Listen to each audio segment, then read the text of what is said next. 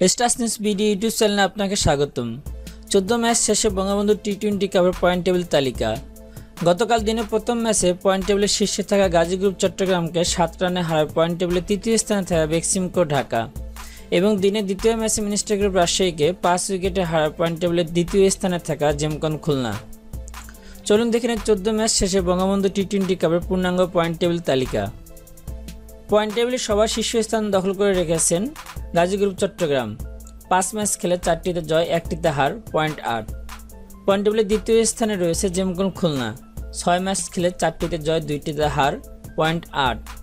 Point টেবিলে তৃতীয় স্থানে রয়েছে বেক্সিমকো ঢাকা। 6 ম্যাচ খেলে 3টিতে জয়, 3টিতে হার, পয়েন্ট 6। পয়েন্ট টেবিলে চতুর্থ স্থানে রয়েছে মিনিস্টার গ্রুপ রাজশাহী। 6 ম্যাচ খেলে 2টিতে জয়, 4টিতে হার, পয়েন্ট 4। পয়েন্ট টেবিলে পঞ্চম স্থানে রয়েছে ফরচুন বরিশাল। 5 ম্যাচ খেলে 1টিতে জয়, 4টিতে হার, পয়েন্ট 2। তো বন্ধুরা, এই হচ্ছে 14 ম্যাচ শেষে বঙ্গবন্ধু টি-20 কাপের পয়েন্ট টেবিল তালিকা। ভিডিওটা ভালো লাগলে অবশ্যই একটি লাইক, একটি কমেন্ট করবেন এবং শেয়ার করে আপনার পরিচিতদের দেখার সুযোগ করে দিবেন।